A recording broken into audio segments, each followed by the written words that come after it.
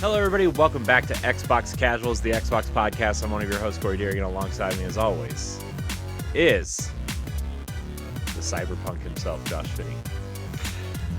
Whew, Corey. Hi, Josh. Hi, Corey. It's been one of those weeks already. It's Monday. It's only Monday.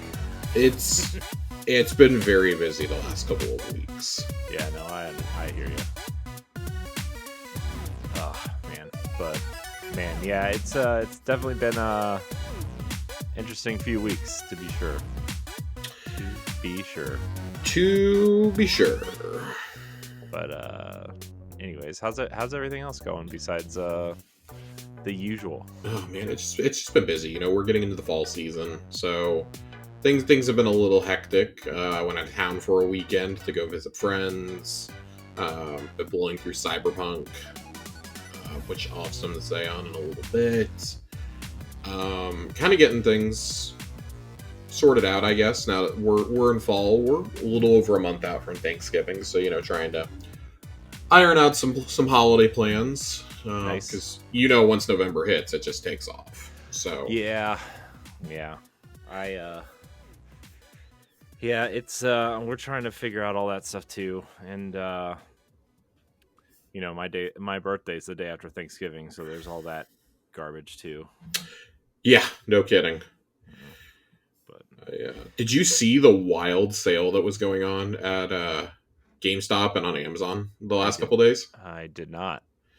Tons of physical games were marked down like 75%, including the complete deluxe, whatever you want to call it, version of Midnight Suns was like $20. Interesting. For the game with the season pass. They have another version that's $7.50. That's basically the game without the season pass, and I think I'm gonna try and snag that. A local GameStop by me still has a copy of it. But these are brand new games. Tales of Arise was $5. Nice.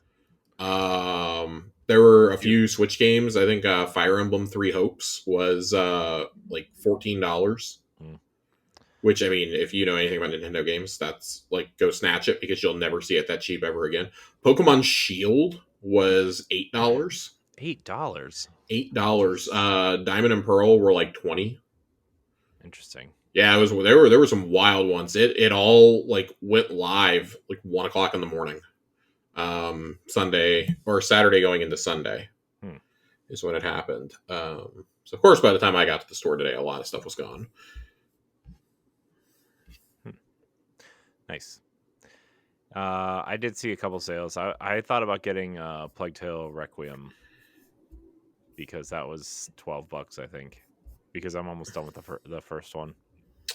Finally. Yeah, I like those games. It's just, man, I have to play them in extremely small doses. I'm not good at stealth gameplay is my problem. Which I'm quickly learning in certain games is bad. Yeah. What's the one stealth?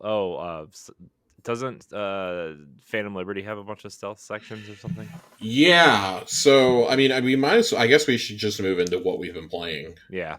Because I wanted to take the microphone to talk about Phantom Liberty and Cyberpunk 2.0 for a little bit. Yeah.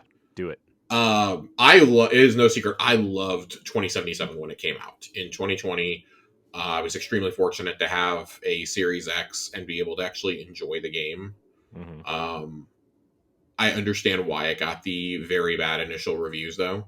And the game now is completely different. I've said several times over the last couple of weeks, if 2.0 / Phantom Liberty came out this year as a complete package, as a brand new game, it would be my game of the year right now. And I say that with the asterisk next to it that I have not played Baldur's Gate 3 yet. Hoping that that's November and December's game, but that depends on getting a Steam Deck. It immediately feels more like an RPG than a third-person shooter. 2.0 resets all the skill trees, and you have to reallocate things. You have to actually make a build. You can't just like hodgepodge throw things in. Like, it treats it like it's an actual RPG, but an RPG with a build. Yeah. The side missions and the gigs that are introduced here are significantly like eons better than they were with the ones that are in there at launch. You can tell what was there at launch and what came after, Hmm. basically. Yeah. Especially like the gigs that you undertake in Dogtown are so radically different than what you undertake elsewhere in the game. Hmm. Each of these gigs is basically a small storyline, which they're supposed to be, but they're long. Like some of Yeah. them are actually pretty long missions. But getting into kind of the meat and the potatoes of it, Dogtown itself isn't a super fascinating area to me. It's actually quite annoying to traverse. But the stories that you undertake in there and the level design for the actual main missions is pretty pretty great. I think Idris Elba was a really great choice to put alongside Keanu Reeves, kind of as your guide through this one. And he's an actual character. He's not a construct, figment of your imagination. But it, and I mean, obviously they got Keanu back to do some new dialogue, but there's large sections of the story that you play in this without some minor spoilers here. I'm not going to spoil the entire ending of the game, but some minor spoilers. Um, right as you start the expansion, all of a sudden Keanu's not there. Yeah. He doesn't show up for a little while. And I imagine that was part of that's probably due to availability, but they work it into the story in a way that makes a lot of sense. Mm. Um, it is cool seeing Johnny, and like you get some of Johnny's most vulnerable moments, I think, across both the base game and the expansion towards the end of it. The story is pretty interesting. You know, you obviously from the get go you're trying to rescue the president of the United States. And it just kind of spirals from there. Like that's not even the craziest thing that you do in this expansion. Hmm. And like that's the first mission. That's the first mission.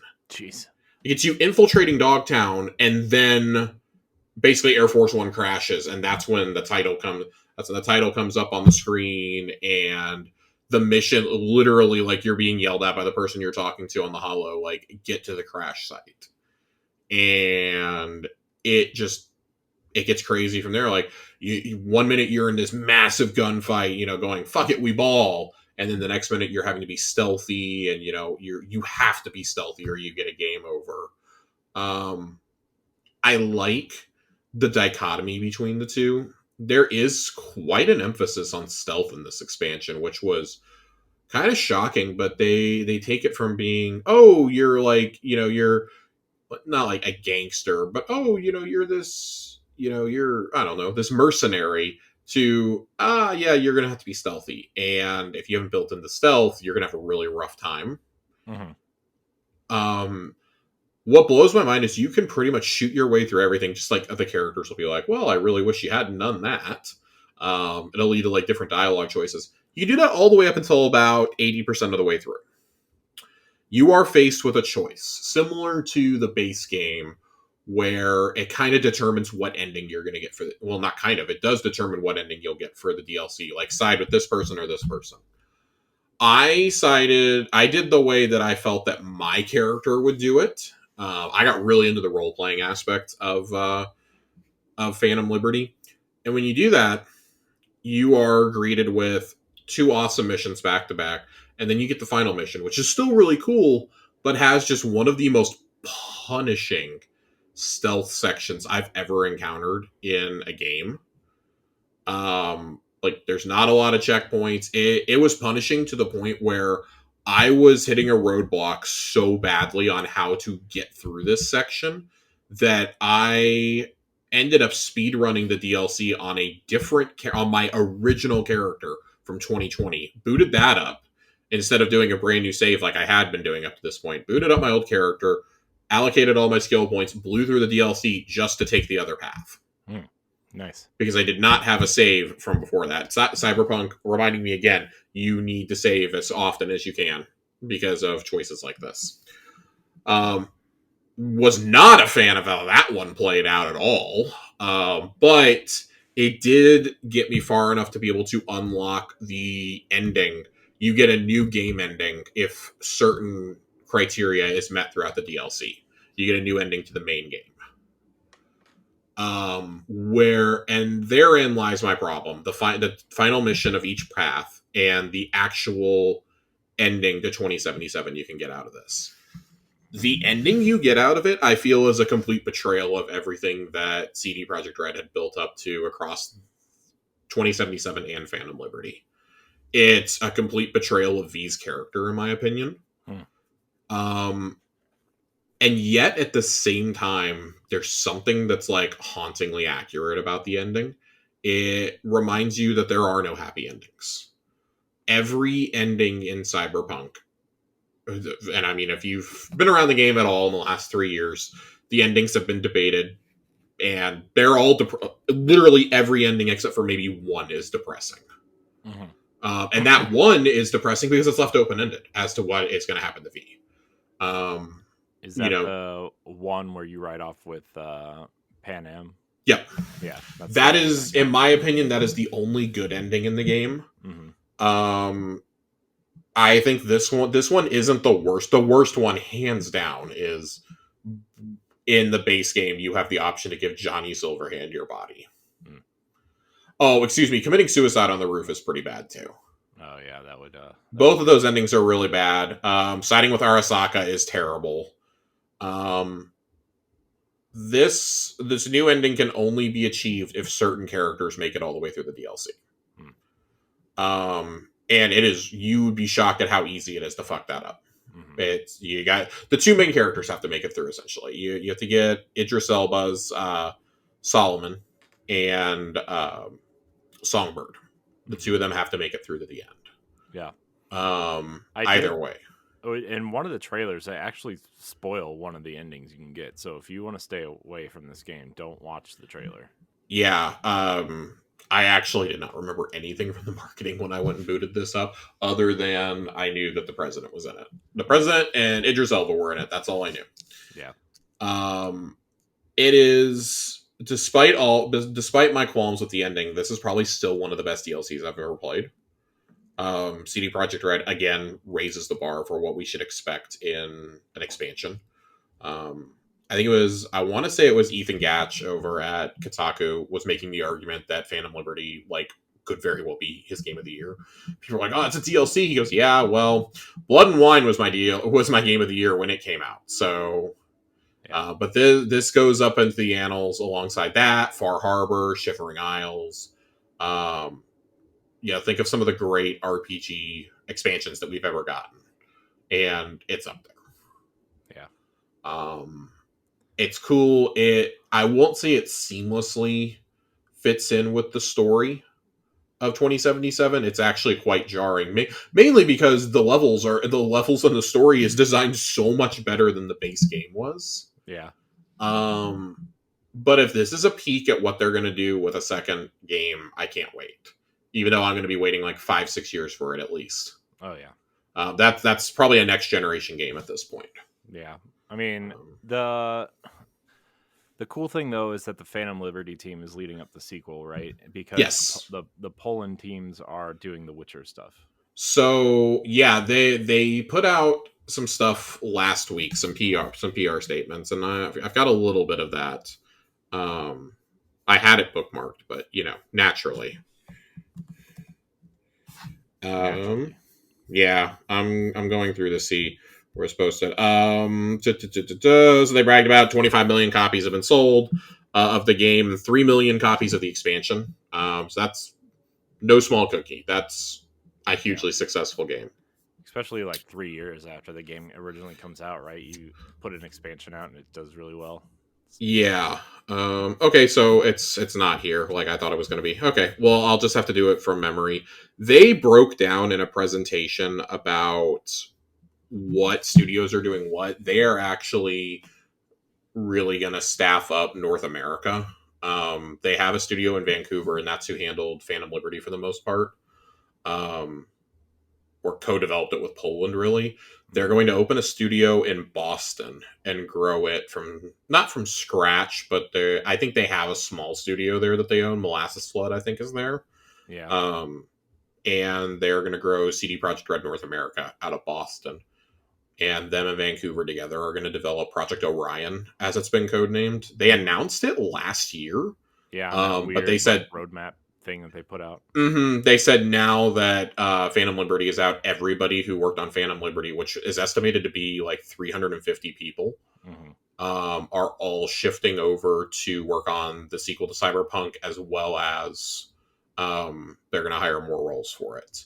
Mm-hmm. So that's cool. We know that 3 Witcher games are currently in development, which is, of course, they're remaking the original Witcher in Unreal 5. What is being tentatively called Witcher 4. It's the first of a new trilogy, is being made by the Poland team. That's suspected to be not deep in development, but like they've been working on it for a while. Right. And then the one of the North America teams, I believe, is working on one of the other studios there, acquired Molasses Flood, I think is who's doing it. It's doing a multiplayer game set in the Witcher universe. So lots of Witcher coming your way over the rest of the generation. I suspect all 3 of those come out in the next couple of years. Yeah. With Cyberpunk 2 probably following in the first year or 2 of the next gen. Yeah. They announced that they're working on a live action Cyberpunk project also, with the studio that did the VFX for The Bear and The Revenant. So at the very least, it should look really pretty. I would really like for them to announce. I think they said that like they have a deal with Studio Trigger that if they come up with another idea for like Cyberpunk or Witcher or whatever, that they'll do another anime project, which would be awesome. I'd love to see a second season of Edge Runners following a different crew. Mm-hmm. There's a lot of love letters to Edge Runners in this game too, which is pretty special. You can find memorials for the team scattered throughout. There's a drink at the Afterlife named after David. You can get his Trauma Team jacket. Of course, there's icons for him, Lucy and Rebecca on the skill trees. The famous Sandevistan implant from the show is readily available here as a cyberware mod. There's a lot of really cool things, and I'm glad that they spent so much time fixing this game. I won't make the argument that 2.0 is how the game should have been at release. I think that's an unrealistic expectation. It is a lot closer to what was promised to us, though. Especially things like the police behavior. That is something that should have been in there from the get-go. Yeah. That was pretty bad when I played it. Oh, it was not even noticeable. Now they can fucking kill you so easily. And God forbid you get max tack on your ass. You will die. You will die. You will die. It's cool. The weapons actually mean something. Modding them actually means something. This is what I wanted out of the game. I would argue how it was in the state before the 2.0 update is probably how it should have been at launch. I don't know how many games, like you said, 3 years later and you're releasing the 2.0 version of a single player game and putting out a DLC. And there's still some controversy around the DLC because, of course, it is current gen only. So people are trying to figure out who owes the people who bought the special Xbox One Cyberpunk version. Who owes them the refund on the DLC for buying the console bundle, because the console bundle was advertised to come with the DLCs, and then they brought it down to 1 DLC and then no DLCs for last gen. Yeah. And let's be honest, the Xbox One could not run this. It barely ran. This is probably the best current gen experience out there. This is what I believe that these consoles could do. So I encourage everybody, go play Cyberpunk, go play Phantom Liberty. It's a fucking phenomenal game.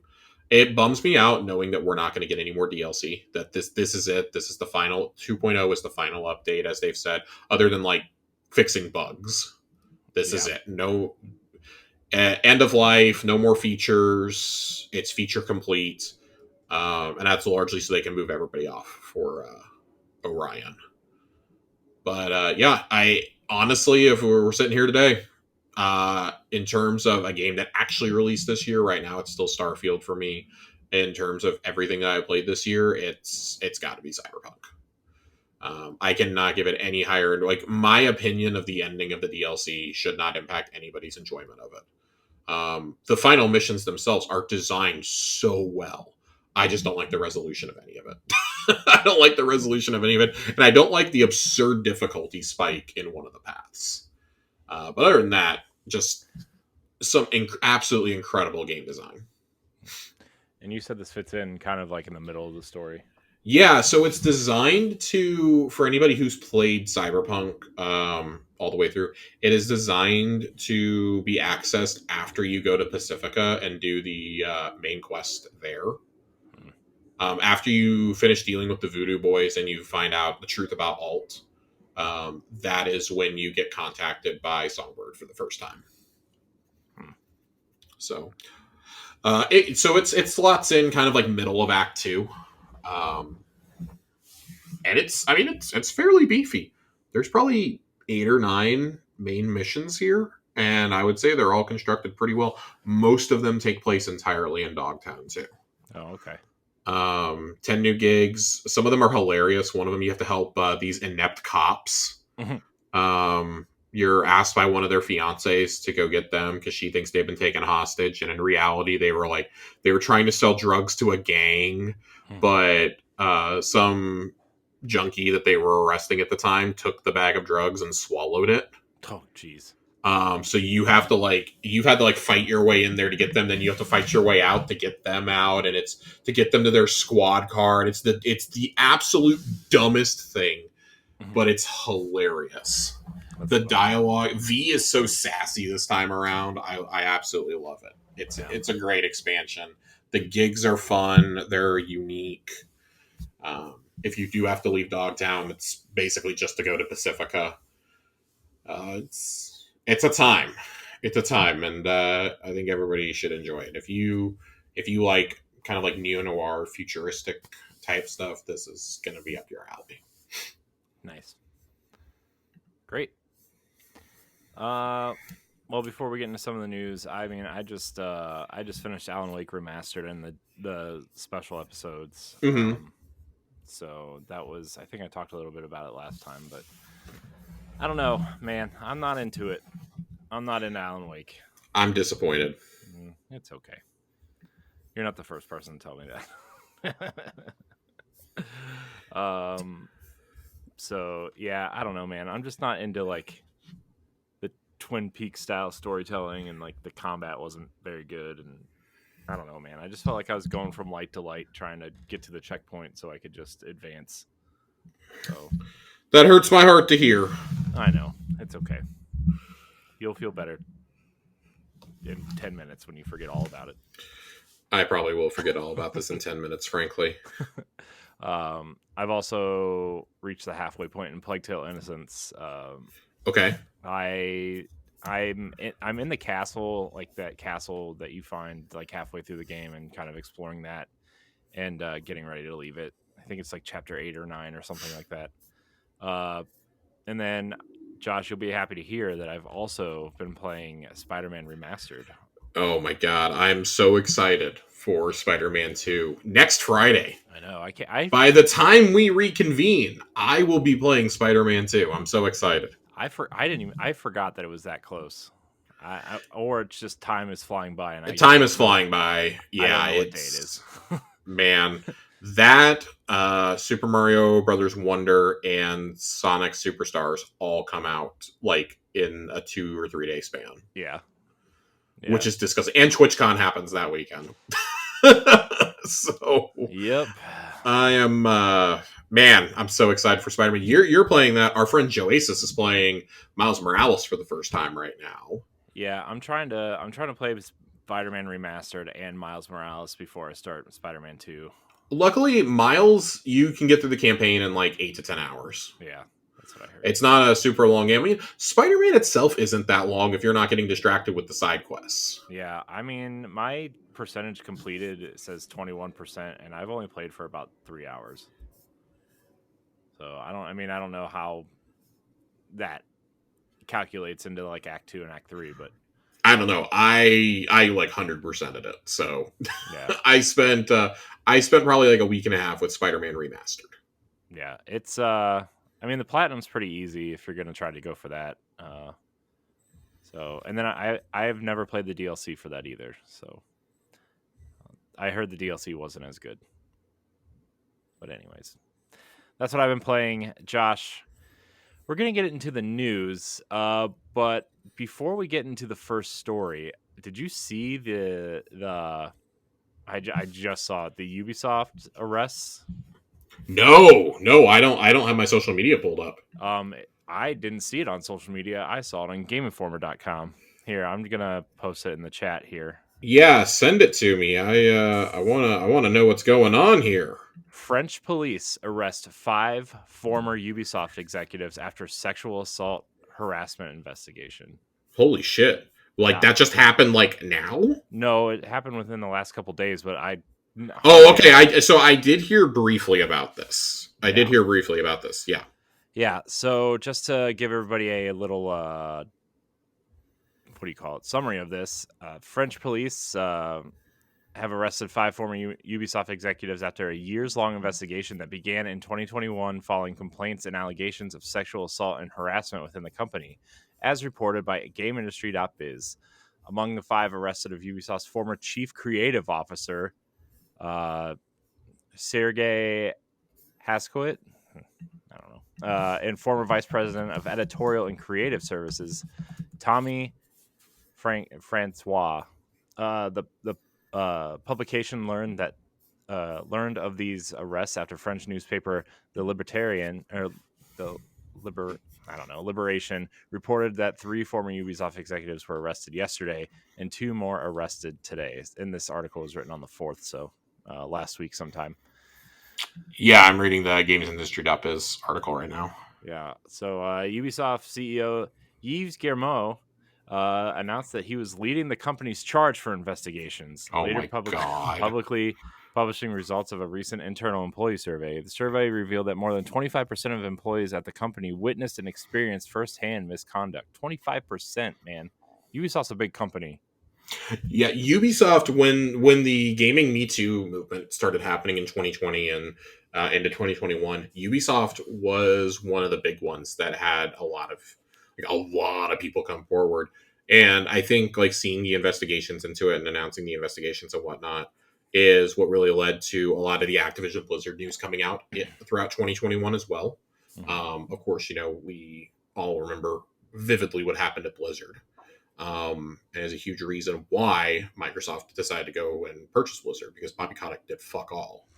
Um, but I'm reading I'm reading GamesIndustry.biz article here from the editor in chief of the site, and their piece that went up on October the 4th says, speaking to Liberation, the plaintiff's lawyer Maud Becker said the case goes beyond individual behavior and reveals systemic sexual violence. Mm-hmm. I was reading that just now too. Jesus fucking Christ, man! Systematic sexual violence. What does that That even? is How do you? I don't like that. nope. Ubisoft has no knowledge of quote in GameIndustry.biz says, quote, Ubisoft has no knowledge of what has been shared and therefore can't comment. Yeah, okay. Yves, whenever Yves says that he's leading the charge for something, I just know that it's immediately like full of shit. Yeah. God, I fucking Yves, man. Yeah. There was a lot of speculation in 2020 if Yves was going to be forced to step down if they were going to sell the company because I think it was one of his kids was like causing problems there too. Mm-hmm. Yeah. There was a lot of allegations of nepotism and things like that because Yves really wants to keep the company in the family. Yeah. Yeah. I mean, we were speculating if they were going to get bought out. Yeah. I mean, there was a lot of speculation that they would sell, or at least like, someone like Tencent or something would come in and buy like a majority share, and Yves would leave the company. Well, some private equity firm has bought a majority share, I believe. Yeah. But they've let Yves stay in charge. Yeah. So this is, I don't know, man. I feel like we always have to start one of these shows with one of these things. I mean, we talked about Bungie last week. They're on Tower Casuals, and it's just like, man, I'm tired of talking about this shit, man. I'm tired of talking about this shit too, but unfortunately, we have to talk about it, because if you don't talk about it, then it just gets swept under the rug. Yeah.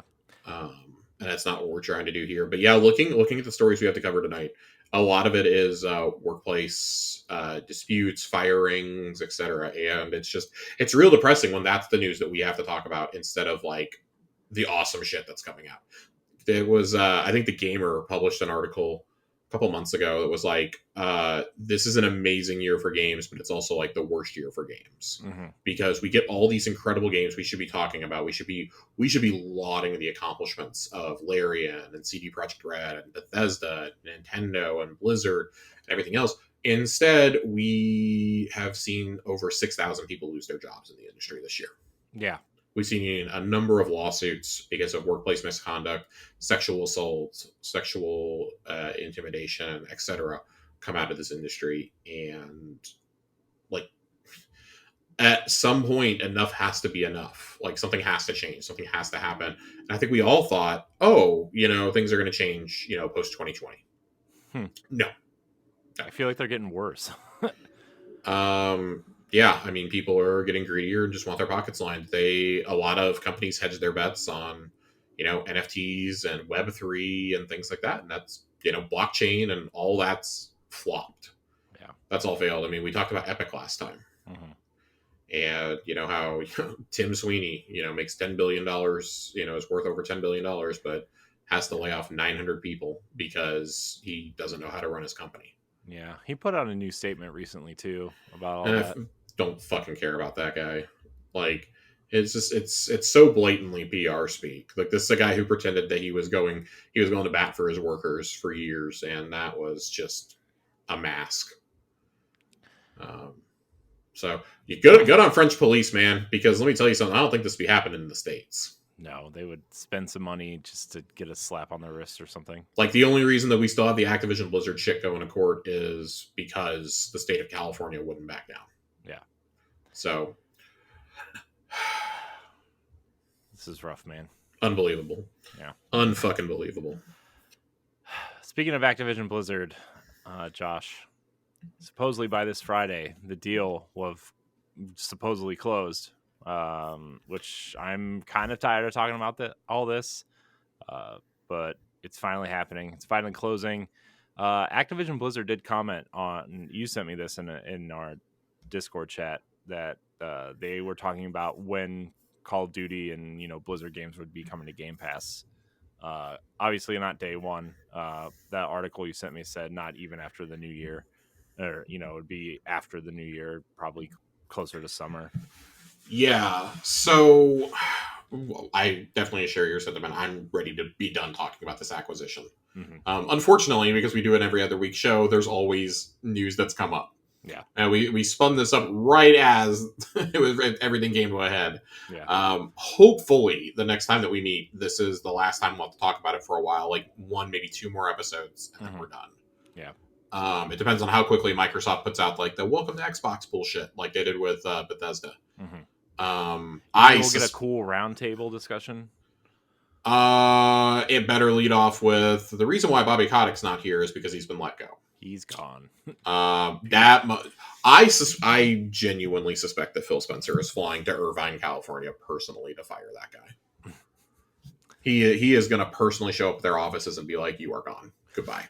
Wouldn't it be funny? Here's your $500 million golden parachute. Get out of here, Josh. That's only $430 million. Come on. Sorry.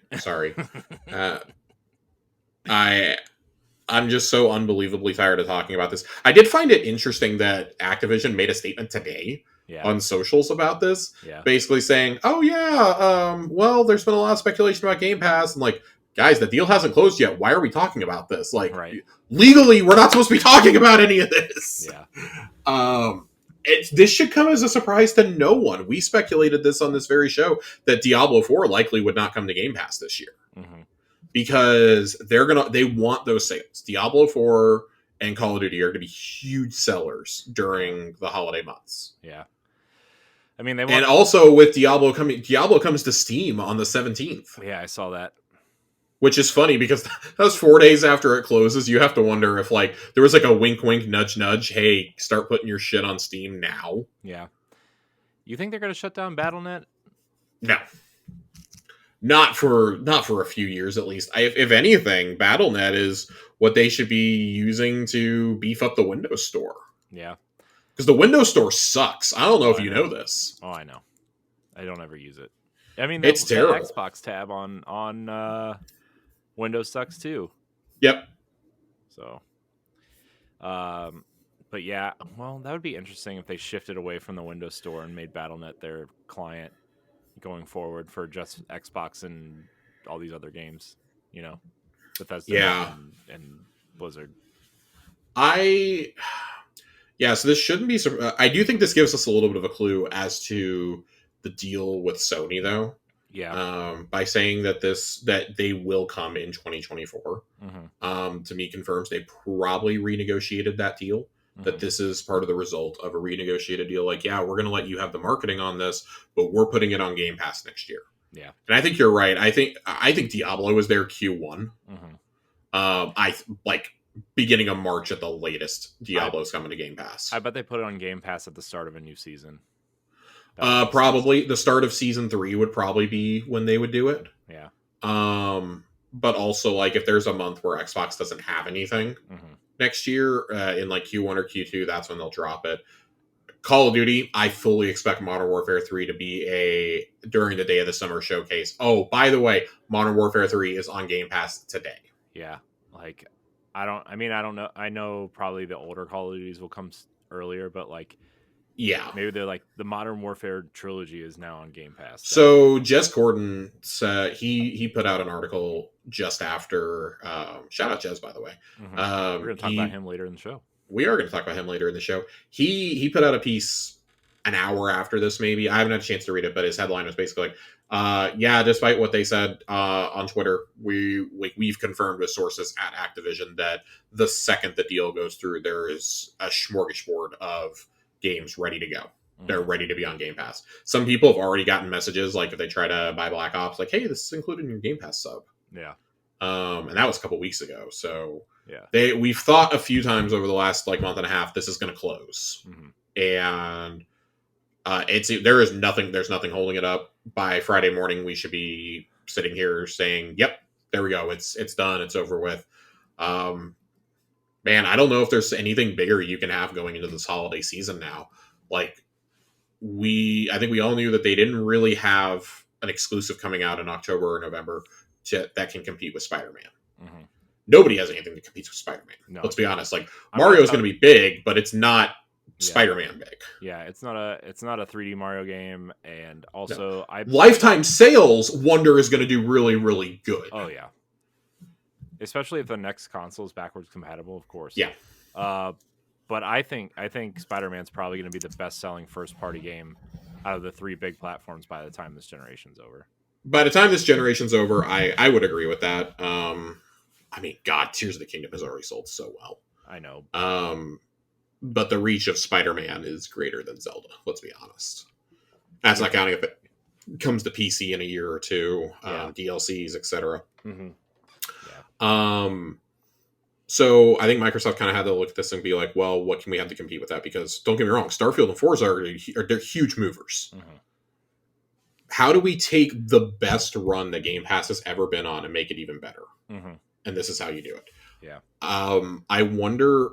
I think they can, and this is just wild speculation on my part. I suspect that everything up to and including Call of Duty Modern Warfare 2019 will be on Game Pass when this deal closes. You don't think they'd save Modern Warfare 1, 2, and 3 to bundle, like put out all at the same time? No. 1 had such a critically acclaimed campaign that I think they want that out there. Yeah. I think they want it on there. I would even go so far as to say they might be able to get up to Black Ops Cold War, but that was just given away on PS Plus, which is what kind of makes me think that maybe they can't do it with that and Vanguard yet. 2, they'll put on there as quickly as they can. I think 2 is more critical for them to get on there as quickly as possible, since you can share cosmetics between 2 and 3. Yeah. So I don't know, and nobody knows what the details of Sony's original deal, like including subscription services and whatnot, were. Because when they struck that deal, Game Pass wasn't a thing. Yeah. So if there's a revised deal, and I imagine there's probably concessions that got to be paid out at that point. Yeah. Um, we'll have to wait and see, but I suspect those, the Crash and Spyro trilogies feel like a layup.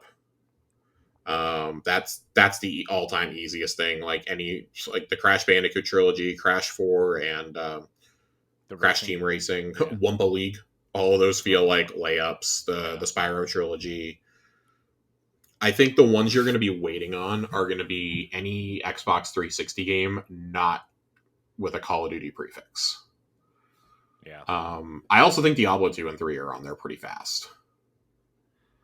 Yeah, Those would feel make like sense, ones. right? Yeah, those feel like ones. I mean, they've done free play weekends for Reaper of Souls in the past, and Diablo 2 Resurrected. I mean, hell, they did the marketing for it last year, so Yeah. I think both of those will be on there pretty quickly. They're gonna. I think the other thing they're going to want to do is similar to Bethesda, tout the PC only titles that they have.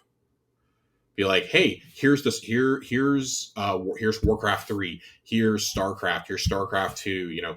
Here's Warcraft 2. Like here are these games unadulterated as you remember them, because we have the original files now. Here's the OG. Here's OG Diablo. Yeah, those would be huge to get on PC Game Pass, since that's Yep. what they're trying to grow. Yeah, and I mean, so that I think that's the layup that you're probably looking for, is if you had that for PC and like console was largely Diablo 2 and 3, Yeah. and Call of Duty Call of Duty and like Crash right off the bat. I don't Yeah. think anybody would be like, "Oh, this is disappointing." Like that would be adding on to an insane run that's gone Texas Chainsaw Massacre, Sea of Stars, Starfield, Forza, Lies of P, City Skylines 2, Jasant, Payday 3, like just this great list of games over the last 60 days, and then you're gonna drop just this megaton bomb and say, by the way, here's the Activision Blizzard catalog that we can put on here right now, today, day one. Like, even if it was just the games that Microsoft had the marketing for, think about that. That's the OG Call of Duty through Advanced Warfare. Yeah. That's what a way to start. Yeah, what is that, like 10 games, 11 games, 12 games? It's at least, yeah. And they will correctly be able to tout Xbox as the only console where you can play every single Call of Duty game. Yeah. Because Call of Duty Classic was a digital download on Xbox Live Arcade. Right. I still have it on my 360 to this day. Yeah. It's not backwards compatible though, is it? It is not, but I mean, if the team was ever going to get busted out to do more backwards compatibility, it's going to be here. Yeah. Like, I feel like it's got to be a layup to want to get the Crash games from the 360, like Twin Sanity, on there. It's got to be something to want to get Hexen and Prototype if they're not already working. Prototype's already on. Prototype's already on. Okay. They did the Xbox One Up-Res remaster. Got you. Okay. It is really hard to keep track of like 500 backwards compatible games. Yeah. No. Surely. And then I think like you kind of have to look at like what the future for these studios are, which I think we'll save that for when the deal actually closes. Yeah. Because I want to wait and see what Phil has to say. I suspect he has something to say about at least the leadership teams of the company. I personally really think that Rod Ferguson is going to be put in charge of all of Blizzard. I think so too. With the game director for Diablo 4. God, I'm blanking on his name right now. Shit, I really can't believe that I'm blanking on this. I've had to say it so many times over the last couple of months. Joe Shelley. I suspect that he may be handed the keys to running the Diablo franchise, like Rod currently is. Because it's been a complete and total success under him. He came in partway through when people were getting fired left and right, including the original director, Louis Maria, and Jesse McCree was the lead level designer. Both of them got fired due to the misconduct allegations against Blizzard. And Joe Shelley really came in and steered that ship, really righted a lot of wrongs, and delivered what I think is still an awesome product. Yeah. And then on top of all that, Blizzard low-key has a Warcraft mobile game coming out in like 3 weeks. Yeah. Like this is exactly the kind of stuff that Microsoft wanted when they talked about the investment. Yeah. So they're going to immediately have a mobile suite that between Bethesda, Activision, Blizzard, and King is going to include Candy Crush Saga, which already is huge. That game's made. The numbers I saw say that it has made over $20 billion as a franchise, and Yeah. that was an estimate from like 2 years ago. Yeah. That's So it's probably tacked on a few more B's since then. Yeah. It's going to include Diablo Immortal. It's going to include Hearthstone. It's going to include this new Warcraft game. It's going to include Elder Scrolls Castles, which I am officially starting a movement to call this the Elder Shelter game. Yeah. It's going to include Fallout Shelter. It's going to include Elder Scrolls Blades, which we try to pretend didn't happen. You could resurrect Elder Scrolls Legends, which is the card battling game. Yeah. Like, you're already going to have 8 or 9 games. And that's not counting anything else that King makes. I don't know every, match 3 game that they make. Also, the Warzone mobile is coming next year. Oh, God, completely forgot about Warzone. Warzone Mobile is going to be, like, the crown jewel there. Yeah.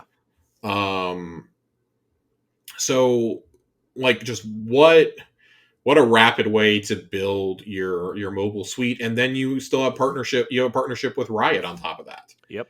For content in their mobile games, so included with your Game Pass sub. That they kind of went from 0 to 100 real quickly. You have Alpha Dog, who is a mobile developer at Bethesda. They just made Mighty Doom this year. Yeah.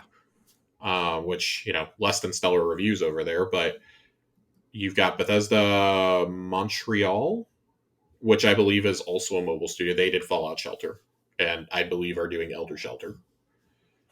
So funny. You've got some really talented teams. At the very least, you've got some very money conscious teams over here that are you got teams that are gonna make you a lot of money. I look forward to seeing what these teams come up with over the next few years. Like, I really do think, like, I know Phil said that it was a huge focus for them, and I think it's because of the perpetual revenue that comes in from mobile games. Yeah. But because you look at it.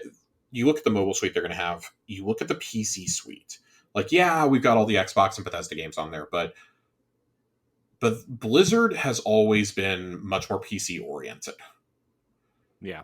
And you're going to have access to Warcraft, StarCraft, Diablo, Overwatch, the new survival IP that they're working on, and World of Warcraft. Yeah. I can't wait to see those Game Pass perks. So I kind of wonder how much they're going to hold off talking about the plans for Blizzard until BlizzCon. Yeah, I wouldn't doubt that. I know that BlizzCon is pretty much set in stone, but you always have room to change that opening ceremony. Yeah. I got to think that, if Phil's not on stage at BlizzCon, what are we doing? Yeah. That feels like the biggest layup that you could possibly do right now if you're Xbox. Yeah. Get Phil on stage at BlizzCon to talk about things. Some stuff's going to be addressed in a video, I'm sure, but they're not going to wait until after BlizzCon to put out a video either. Yeah. That's 2-3 weeks. They're not going to wait. Right. So I wonder if they show the survival IP or at least announce it here. I wonder if they tease it with like a CG trailer. I would think a CG trailer is probably in order if it's 2 to 3 years out. I would think a CG trailer is probably in order. Almost like a marathon situation, like at the PlayStation Showcase this spring, summer, whatever it was. Yeah, they would already have to have the plans to announce and reveal it. Yeah, set in stone. Like, that's got to be a decision made without Microsoft. I also wonder if they confirm when the first Diablo 4 expansion is planned to come out. Like, those are pretty much the 2 big announcements I could expect them to make. Yeah. Other than that, I really think Activision Blizzard's going to be kind of quiet for this generation. This was a move for the future. Yeah. Like, Mobile and getting access to the PC suite and BattleNet and all that is an immediate move. Getting access to the IPs is a longer, and the studios especially is a much longer play. Yeah. It's going to take time to get these studios out of the idea of all we make is Call of Duty. Yeah. It's going to take a while to restaff up some of those studios. Like, I don't think Vicarious Visions can be saved. No. It's Blizzard Albany at this point, unfortunately. Yeah. But teams like Toys for Bob can still be saved. Mm-hmm. Yeah, so we'll have to wait and see. I mean, man, you think about Activision Blizzard, and it's like, well, they have Beanox, they have High Moon. We already talked about Toys for Bob. Like, they have a lot of studios within within the Call of Duty train, or whatever you want to call it, right? Like, I mean, I know Raven's big thing now is the Warzone suite, but like, I don't know, man. They have a lot of studios that could really be unleashed after this. It's kind of exciting. Yeah, and I mean, obviously they've thought pretty high of Vicarious Visions for a long time over there.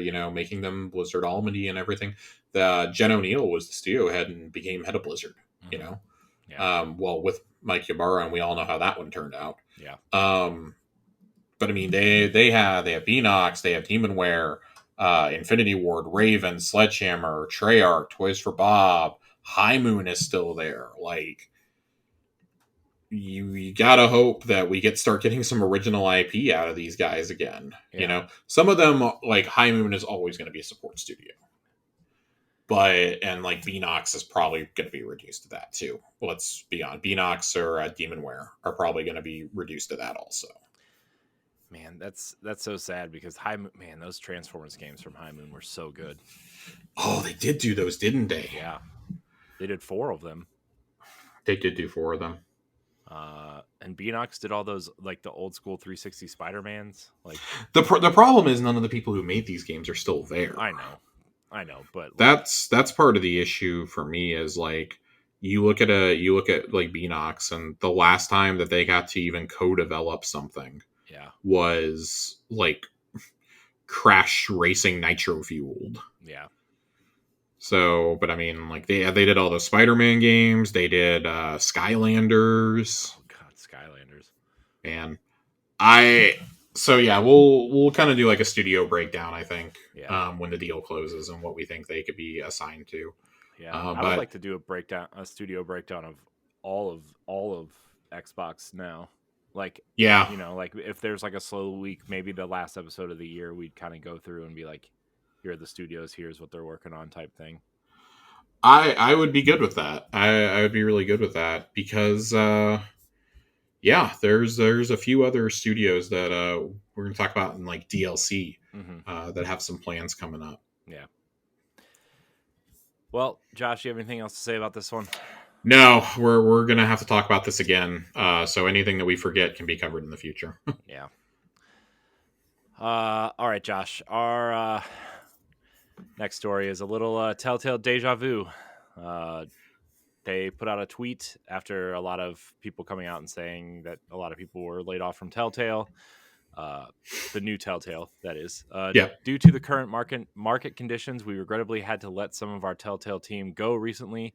We did not take this action lightly, and our commitment to storytelling and finding new ways to do so remains the same. We are grateful for everyone for their dedication along this journey, and we are working to support everyone impacted. All projects currently in development are still in production, and we have no further updates at this time. This is a really long-winded way of saying you guys did not buy The Expanse. Yeah. I mean, is anybody like really that interested in The Expanse? Maybe who haven't watched the show? I mean, yes. I'm actually really stoked for this. It unfortunately came out at a very bad time.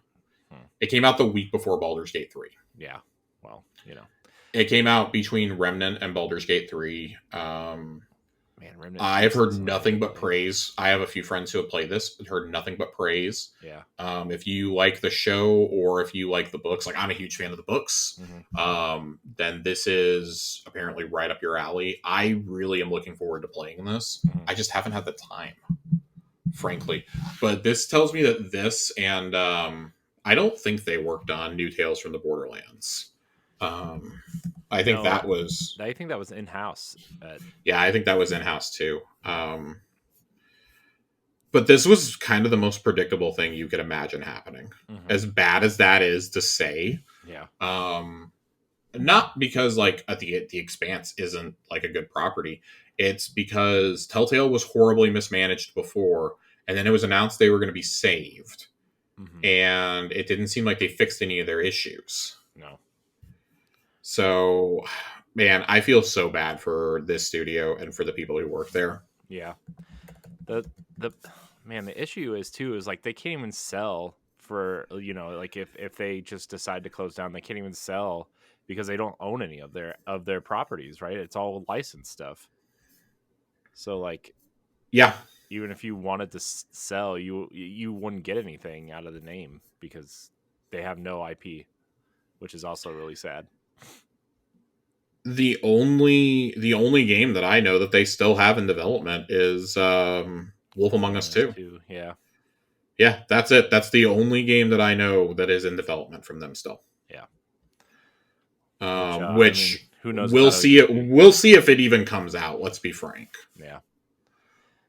I mean, they did announce like what 2 months ago that it was delayed to next year. So Yeah, I don't have a lot of confidence in this coming out. I mean, Deck Nine co-developed The Expanse with yeah, Telltale, yeah, and they've run into their own problems. yeah, Um, they were laying people off this summer, so it's really unfortunate. I like a lot of the games that they've done over the years. I think they've done some really really cool stuff, but it's kind of like they made The Walking Dead, and it was such a huge hit hmm, out of nowhere. yeah, And then they decided they were going to use that format for like the next dozen games they made, and then wondered why they didn't sell. yeah, Because you went Walking Dead, Wolf Among Us, Walking Dead Season 2, Tales from the Borderlands, Game of Thrones, Minecraft Story Mode, Walking Dead Michonne, Batman, Walking Dead A New Frontier, Guardians of the Galaxy, Minecraft Season 2,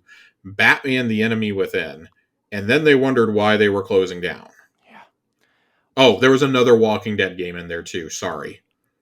Uh, yeah, but wasn't that like finished by what Yes, Skydance? Skybound. Skybound. Skybound, Yeah, yeah, Skybound finished the final episodes. yeah, because They canceled a second Game of Thrones game. They had Wolf Among Us 2 in production, then canceled it, and then it got resurrected. yeah, And a Stranger Things game were all canceled. yeah, It is absolutely bizarre. Like, the studio closed down and then got resurrected almost immediately. yeah. Well, somebody bought them, right? LGD Entertainment. LCG. Yeah, LCG LCG. bought them. Yeah. Yeah. So yeah, I don't know, man. I feel for the people who were let go. I mean, I mean, it was a lot of people from what I understand. yeah, some people were saying that like it's basically a skeleton crew over there. Like everybody is gone again. Yeah, man, I feel so bad for this Hmm. team. It's still a small studio. It was estimated to be 40 people Yeah. um at the studio, and they just back in August just announced that they were acquiring somebody.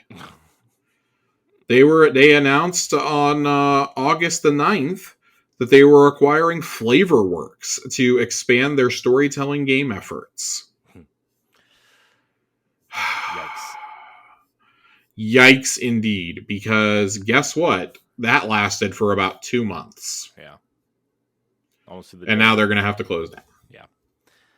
Um, man. Or at least are rapidly speeding that way. Yeah.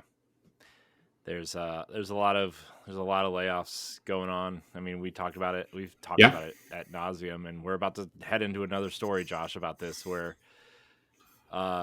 CD Projekt had some mass layoffs at the studio that has prompted their workers to form a union. 3 rounds of layoffs in 3 months, over 100 people, and this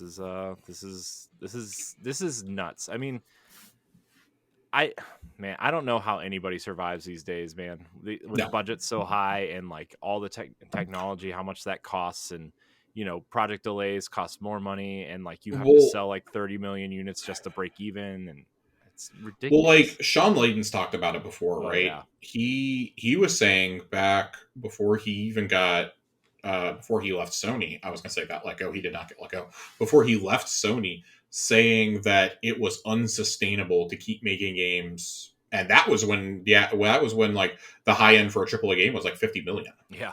He was saying that was unsustainable then. And I mean, he's continued to be a very vocal critic of it, saying like, it's not sustainable. Yeah. It's not sustainable at all.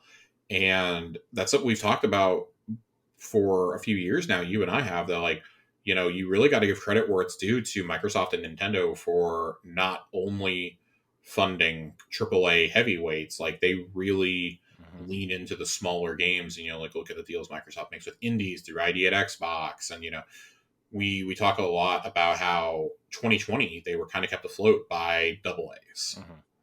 You know, you take a game like Minecraft Dungeons, which probably was made for, you know, I don't know, like 5 to 10 million.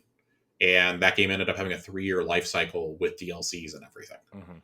And it just now reached end of life status. You have a game like Grounded that was made by 12 people and has become a bigger success than they ever imagined. Yeah. And then you get Pentiment, which was like, it never would have been funded by anybody. No, never would have been funded by anybody. And you can say all day long, like, oh, well, it's because of Game Pass. And like, yeah, that's partially true. Like it is partially true that they were able to do Pentiment because of Game Pass. Yeah. But I would think that seeing games like that, and like we got a little bit to say about Hi-Fi Rush in our DLC column, games like that, I mean, yeah, there's an audience for them, but like how much are they really going to sell? Like Hi-Fi Rush would have just become a cult classic. Yeah. Pentiment, even with Game Pass, is destined to become a cult classic. Yeah.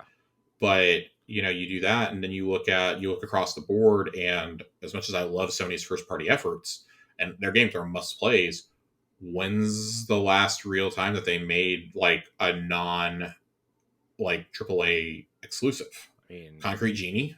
Yeah, I mean, and that studio got closed down. Yeah, Astrobot, I guess too, technically. I would count Astrobot.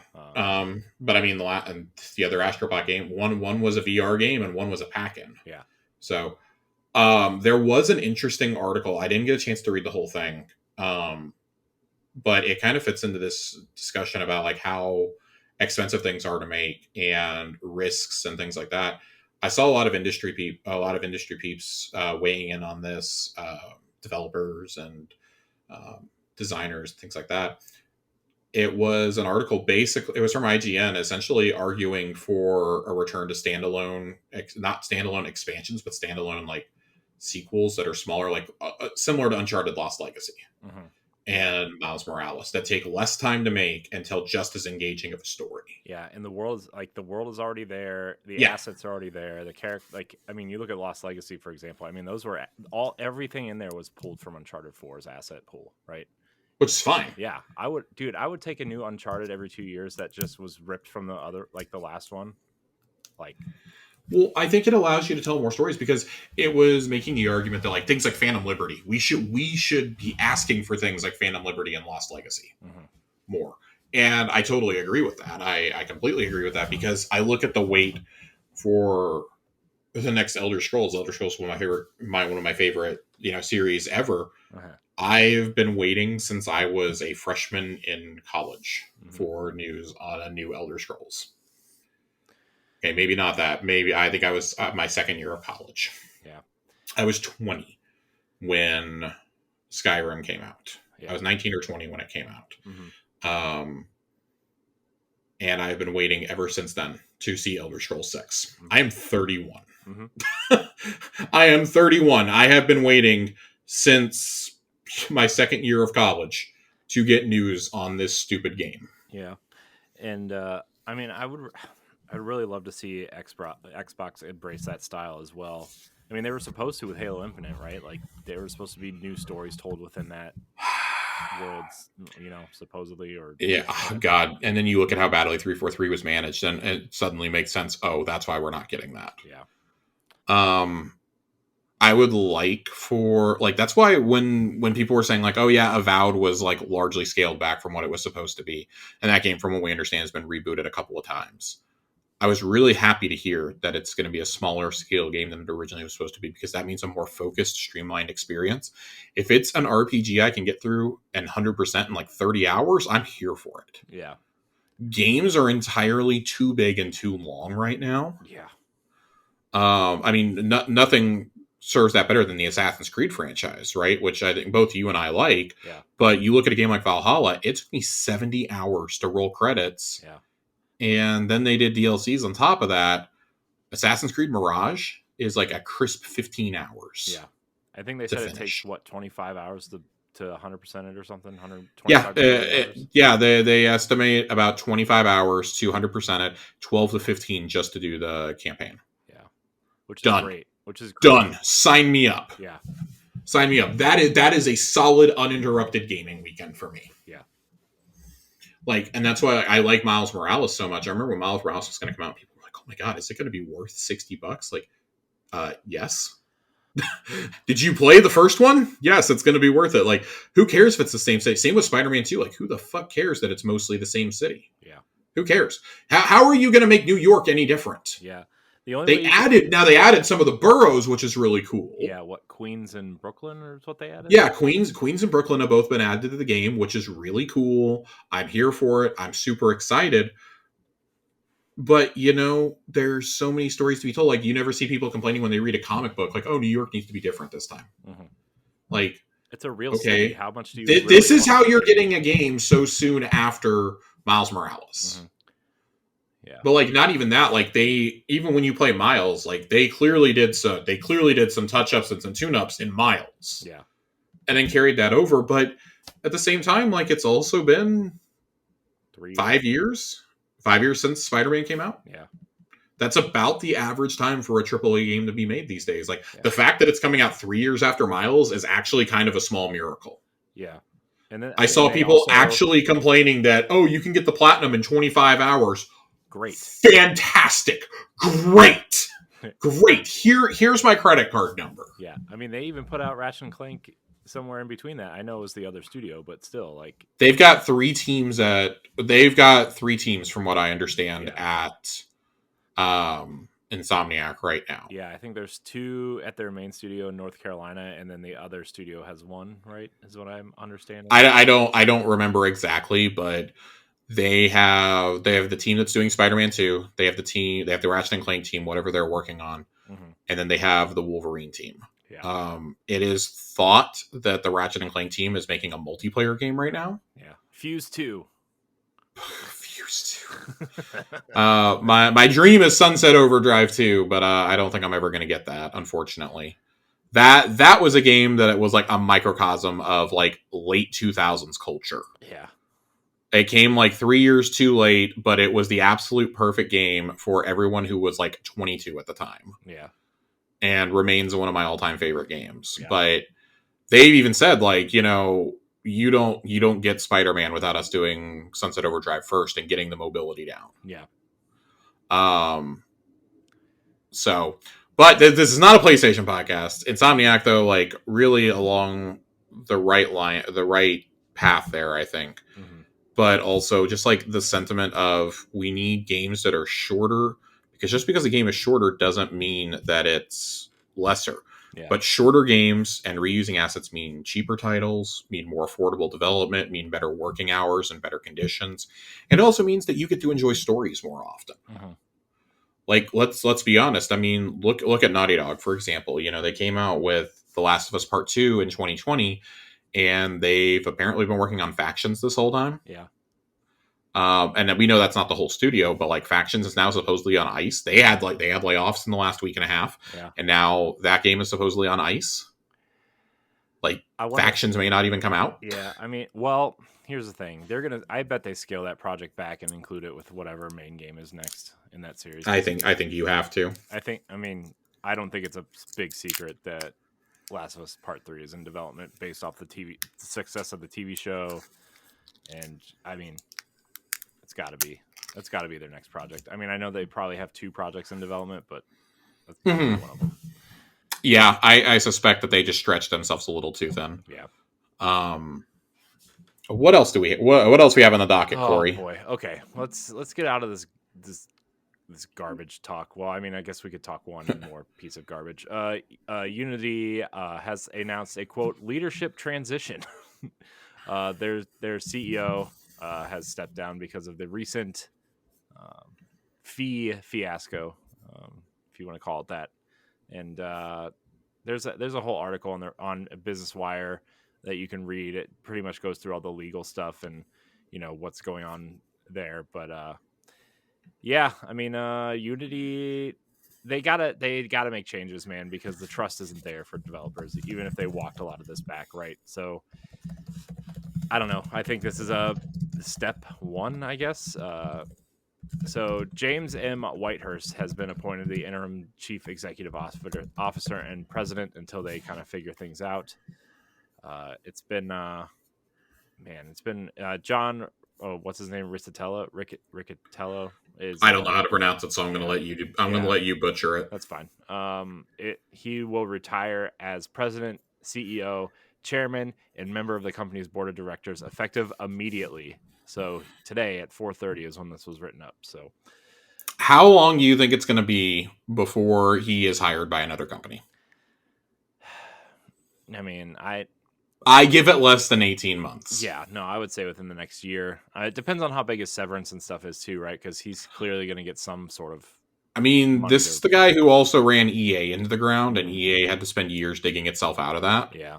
And its image has never recovered either, by the way. Yeah. So even though I think today's EA is a lot better off than.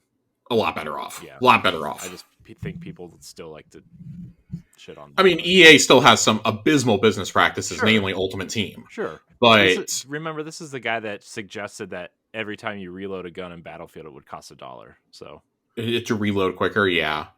I mean, yeah, you still have garbage decisions like 2042 being made, but also I don't think the EA under him would be making Jedi Fallen Order, would be making Apex, Dead Space. Yeah, I don't think they would have greenlit that.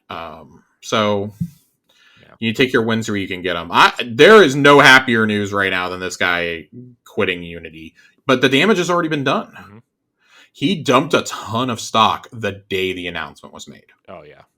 So he got out ahead of it. I genuinely wonder if he's going to get investigated for insider trading. Yeah, I wonder that. I mean, what was it, like 12 hours before this announcement? He sold most of it at least. Yeah. So I wonder.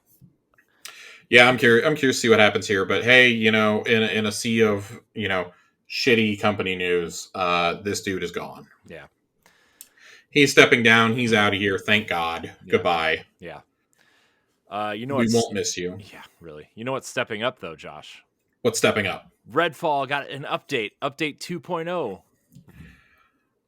adding performance mode and a lot of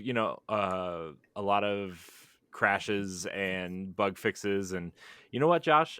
I downloaded it to try it out again. I got stuck on a door. I reloaded the game. I tried to go out the same door, and I got stuck in it again. I'm like, well, didn't fix this bug, and I uninstalled it. I have had friends persuade me to re-download this to give it a shot. I personally don't think this game's going to be worth playing still. But hey, Pete Hines said, hey, this game's going to live on forever on Game Pass. Like, we got to make sure that this gets to a playable state, that this is something that like you go and download and it actually runs. Yeah. You think they'll get the new heroes in the expansion? No. Yeah, I don't either. I think that stuff is canceled.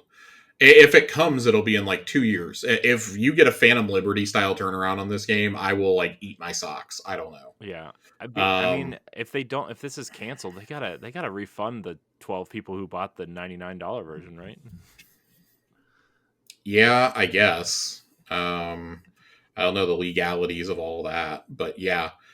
Cool. They got a big patch. I'll check it out at some point, but there's so much other stuff to play. I feel like they kind of just like shadow dropped it in the busiest month of the year. They did. Just so they didn't have to answer questions about it again. Yeah. And they clearly did. Like, I feel like this was clearly ready a few months ago and they didn't want it to stain stain Starfield. Yeah. And they're doing it now so that everybody will forget about it so that they can collect accolades for Starfield and Hi-Fi Rush. Yeah.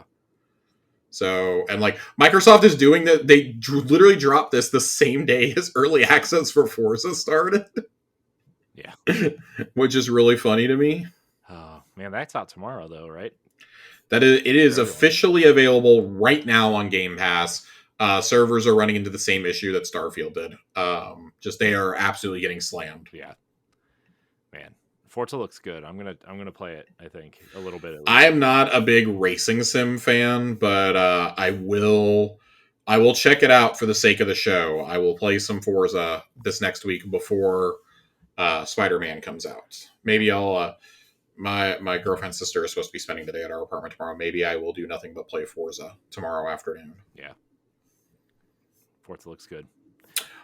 Speaking of Hi-Fi Rush, though, I was wanting to get this out. There's an awesome article over on Xbox Wire about the making of the game, Yeah, which I I've seen a couple journalists commentate on this. Mostly everybody agrees, hey, this is a really cool thing to be written up. There's been a few journalists who are pretty upset that this wasn't given to an outlet. hmm Specifically, Game Informer seems to be a little tilted over it. Game Informer's tilted by everything though because they're owned by GameStop. So Yeah, I know. One of their editors seems particularly like offended over this, I guess, and I don't know why. Like, this is just a corporate speak. This is just corporate speak. Like, buddy, every interview you do like that is corporate speak. Hate to yeah, break it to you. Um, there are some interesting nuggets towards the end though about Tango's future. yeah, They do say in this interview one of the interesting nuggets I saw is that Shinji Mikami personally signed off on making the game. yeah, Um, and there's a few things here because we've kind of talked about this with other studios that like, especially with other Bethesda studios, ironically, Arcane Austin being one of them, where you get hired and you think that you're going to work on a certain type of game and then you don't work on that game. hmm And one of the senior leaders at Tango on this project, he was the lead programmer. Yuji Nakamura says this in the piece. He goes, looking back, when I looked at the team, there were people who came to Tango wanting to make realistic looking games, darker themed or horror style. And when they got the position to make Hi-Fi Rush, they weren't thinking about it as a positive thing like, oh my god, they were going, oh my god, I have to work on this.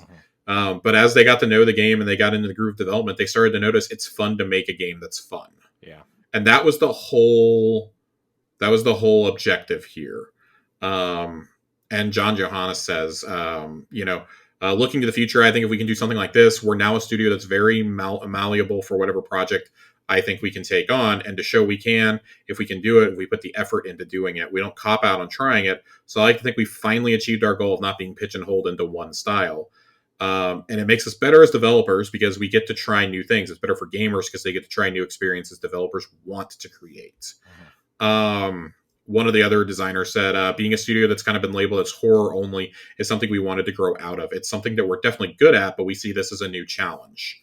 From my view, Tango has always had a lot of freedom. There's a lot of things we were creating that were not seen publicly, and so I personally had a lot of confidence in the freedom that was going on here. Just that with Hi-Fi Rush, since it actually got released, that's changed the public's view of Tango, right? And then the piece closes out with Yuji saying, the confidence has definitely been built up within the studio. It's changed the attitude of people here and in regards to, hey, what else can we make? We can challenge ourselves to make something new that is not what the older themes of Tango used to be. So we're looking forward to what we can do in the future. We're not sure what that is yet, but it's created this new attitude of like, let's look forward and see what new challenges we can challenge ourselves to. I think that's really cool. Like that's something that I've really liked about not just Microsoft Studios, but I think like Sony started doing this last generation, right? hmm Where you were seeing these brand new experiences from studios. Like, for example, Sucker Punch they were the infamous studio. And then they made Ghost of Tsushima, which is the best Assassin's Creed game ever made. hmm You had Uncharted, which had, gone from Crash Bandicoot and Jack and Daxter to Uncharted and then to The Last of Us. You have Guerrilla, which, made fucking Killzone, and then they come out with Horizon Zero Dawn. Like, there are these different studios that can do it. And I mean, even within Xbox, we talk a lot about Obsidian on this show. Obsidian, in like a 4-year span, made Pillars of Eternity 2, Outer Worlds, Grounded, and Pentiment. hmm We see some of the other, like Playground. Playground's probably a great example of this too. They've done Forza Horizon, and now they have a whole nother side of the studio that's going to make Fable. Yeah.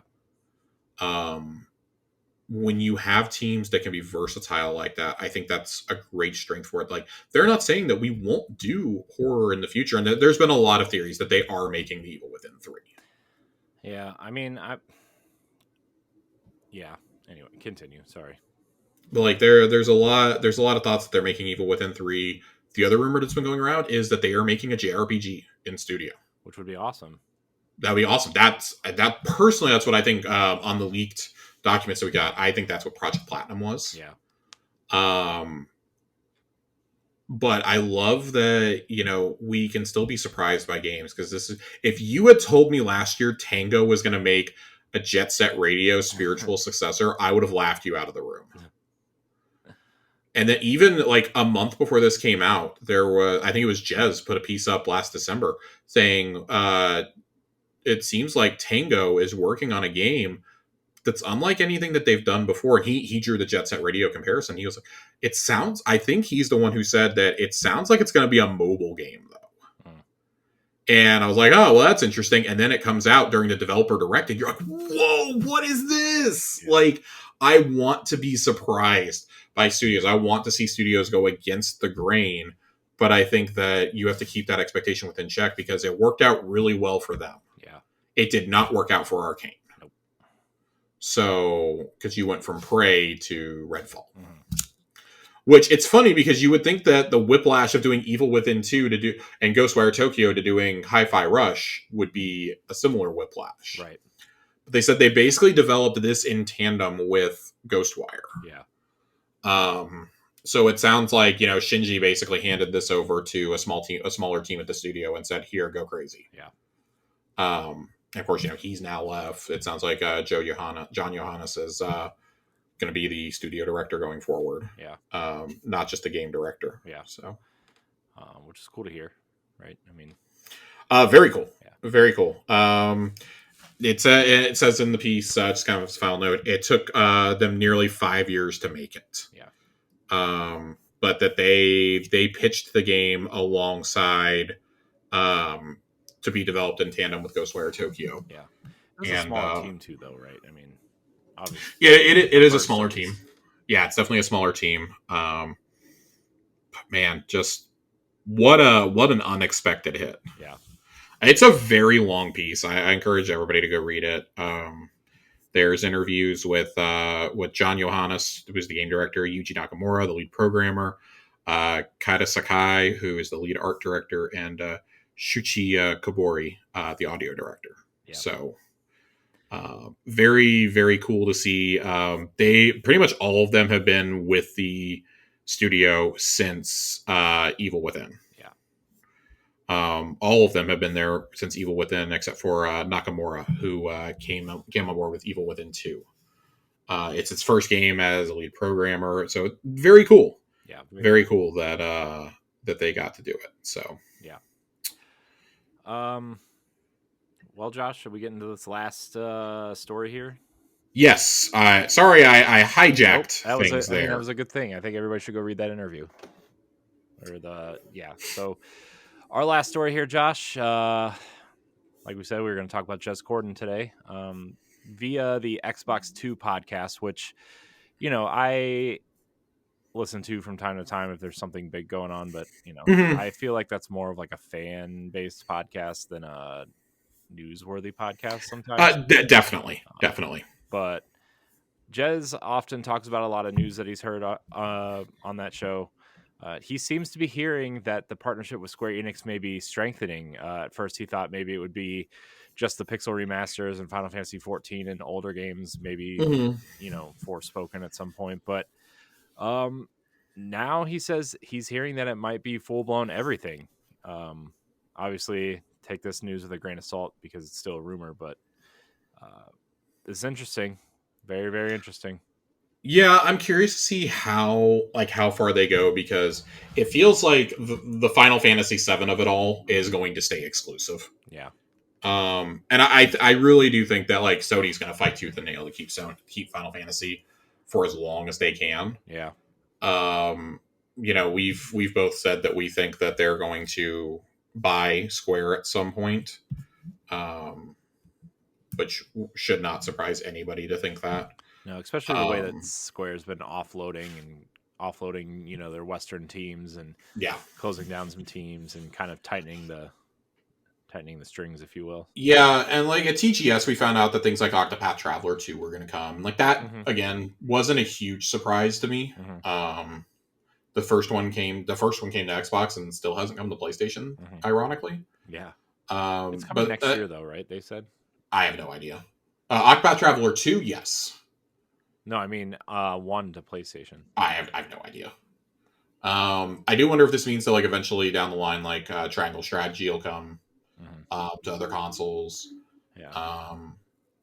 There's plenty to do here, and I mean, I don't think that I think that saying like, oh, they're looking to make this a big partnership should be expected because I mean, you don't bring Phil Spencer out on stage at your Final Fantasy 14 convention and that be the only thing that you're going to do. Right. Forspoken. Forspoken is believe it or not, that is a 2-year exclusivity window that they paid for. I know. They paid for a 2-year. So in 2025, you can get Forspoken on Xbox. Yeah. I did find very funny if you watch the Final Fantasy VII Rebirth trailer. At the end, in the fine print, it says that console exclusive on PS5 until 5/30/24. Yeah. I don't think that you're going to get Rebirth on Xbox next summer. No. Sony would be fools not to pay for a very big exclusivity window on that. Yeah. But I do think like the evidence of remake coming to Xbox are getting, stronger and stronger. Yeah. We were all kind of expecting that to be like a TGS announcement, and then it wasn't. Yeah. But we've thought that for years. Yeah, I mean, it just seems like they're really like partnering with these Japanese studios now. And I think like Square saw like Atlas and the Yakuza team playing ball, who like traditionally are PlayStation studios. Yeah. Like they saw them playing ball and we're like, well, shit. Yeah. We might need to. And like also like new studio leadership has been a big part of it. Jez said it in a tweet last week, I think. Yeah. That new studio leadership at Square has really, kind of driven that home, that they don't like making experiences just for like one player base. Yeah. So especially after they kind of got out of that shadow during the 360. Yeah. I mean, remember when Final Fantasy 13 was shown on stage at an Xbox show, and we're like, well, what the hell is this? Yeah. I mean, there was even a console bundle. Like there was that was a huge moment. Yeah, there was a faceplate with lightning on it. Oh, lightning! Oh man, remember when they said that Lightning was going to be like not only a video game character but like a model and like an actress, and they're going to try to like they said with Final Unfortunately, Fantasy, it was like Final Fantasy Spirits Within 2.0. I do unfortunately remember that. Oh man, I liked Final Fantasy 13 enough, but 13-2 in that series is the best one, I would say. But wouldn't know. Ironically, I have one last thing from Jez. Ooh. Actually, that I did not add in here. It's not really from Jez. It's just I saw his tweet on it and reminded me about it. Josh Scheuer joked about a week and a half ago that he's waiting on a call from Xbox to give him $120 million to make Pillars of Eternity 3. Ooh. I just wish it wasn't a joke. Also, Pillars of Eternity 3 does not need nearly $120 million. Those games were made for like 10 apiece. Dude, that game would be like 500 hours long with 37,000 endings, and I'd be okay with it. I'd be okay with it. I do genuinely wonder if like the success of Baldur's Gate 3 has had Phil go and have conversation, because Josh Sawyer, to my knowledge, has not started work on a follow-up to Pentiment yet.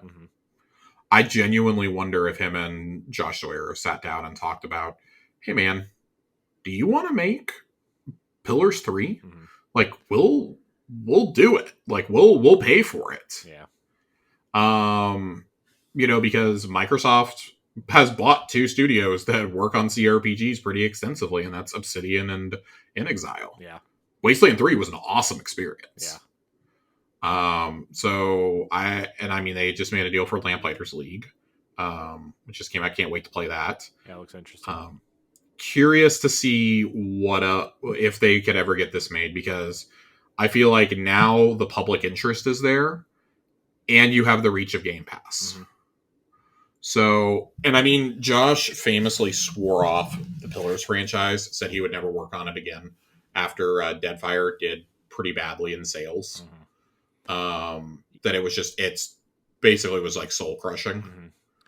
Yeah, but I wonder if like Baldur's Gate has really put these on the map, and like Game Pass will help. Yeah. And the situation. Well, and that's what I'm wondering. But I still think like it's got to be hard to like get that out of your mind, right? Yeah. Like he so clearly enjoyed and he tweets about it all the time, like how much he enjoyed doing Pentiment because it was such a different style of game. If I keep getting like weird, small, kooky games from him for like the rest of his career, I'd be thrilled. Yeah. There are plenty of people at Obsidian who could take up the mantle of, hey, we want to make Pillars 3, or like them and In Exile can collaborate. Yeah.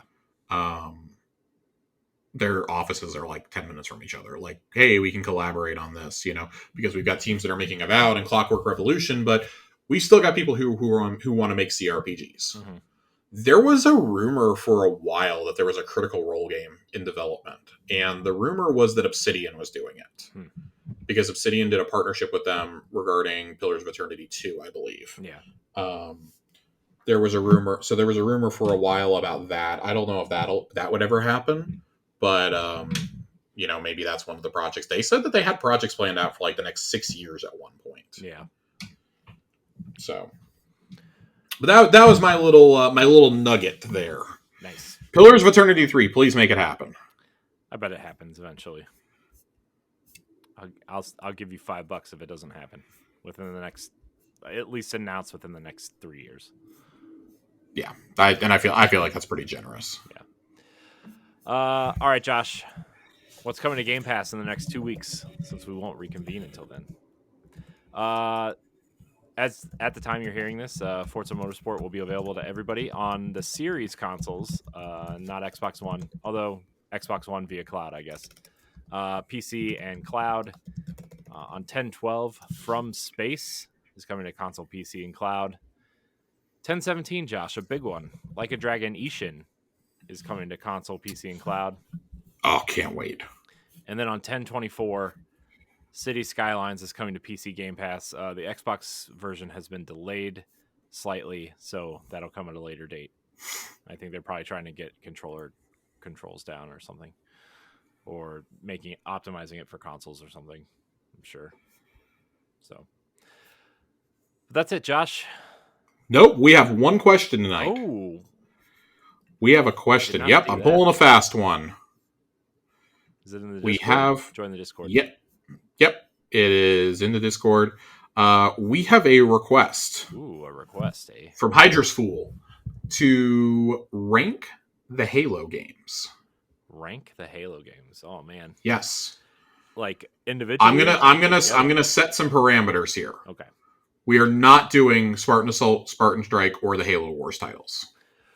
We are only doing the first-person shooters. Great. So 1, 2, 3. We are 4, including 5, ODST and Reach in this. Infinite, Reach, and ODST. Yes. So everything from Combat Evolved through Infinite. Yeah. Okay. Yeah. I guess I'll go first. I would say, for me, 3, 4, ODST, 2, Infinite, Reach, 5. Well, Halo 1. Oh, shoot. Yeah. No, I said 1. Did I not say 1? No. Shoot. Okay. 3, 4, 2, 1, Infinite, Reach, 5. So I'm gonna go 2 as my number 1. 2 is, in my opinion, the best game ever made, other than Breath of the Wild. 3 is extremely close though, so I gotta go 2, 3. I'm gonna go CE here. I'm gonna go 4. In fact, no, I'm not gonna go CE there. I'm gonna do something really controversial. I'm gonna put Infinite as number 3. The Infinite campaign is phenomenal, and the multiplayer suite is still really, really good. Yeah. Infinite, CE, Reach, or 4 CE, Reach, ODST, 5. Yeah. None of these games are bad except for 5. Yeah. This is a really hard franchise to rank, by the way. Yeah. Yeah. This is really hard. It's like ranking Zelda games where like even the worst yes. one is like still decent. The worst one is still like the best game in like an average franchise. Yeah. Yeah. No, it's really hard to rank these. Yeah, I thought the gunplay in 5 was good, but the story was really bad, and The story the sucks. multiplayer was like not really what I wanted from a Halo game. Multiplayer is fine. It just had too much of a focus, I think, on the comp scene. Yeah. They really wanted it to embrace esports, and nobody did. Warzone was cool. Yeah, I still really wish they would build out on Warzone, but I apparently was the only person who enjoyed that. No, I mean, I wonder if it'll come because they're adding Firefight soon. Firefight was confirmed today to be coming to Halo 5. Man, I love the changes they're making to 5. We'll talk about it on the next episode. You mean Infinite? Yeah, Infinite, whatever. We'll talk about it on the next episode because I want to talk about Halo Championships are this weekend. Yeah. I'll talk about a little bit about that on the next episode, but they're going to release more details this week and this weekend about Season 5. It sounds really cool. Some of the cosmetics are flood themed, which look really cool. I'm here for it. I'm here for it. Nice. Well, Josh. Well, Corey, I think that does it. I think it does it. Any final thoughts, Josh, or you just want to get out of here? I just want to get out of here. I think that's it. I do not have any more soapboxes to get on tonight. No more soapboxes for Josh. All right. So I want to thank everybody for watching and or listening to this episode of Xbox Casuals. Reminder that it goes up every other Tuesday on podcast services and YouTube. You can join our Discord, the Tower Casuals Discord. Listen to Tower Casuals if you are into Destiny. That's our primary show on this channel. Josh, thank you for your time tonight, as always. Where can we find you? Oh, Twitter, Josh_Finn, 2 N's. Still hanging out there. Still there. I'm riding this ship straight into the ground. You can find me at I am Corey HD on social media stuff. Join the Discord, play Xbox, do all the things, write in questions. I want to thank everybody for watching and or listening. Until next time, we love you. Goodbye.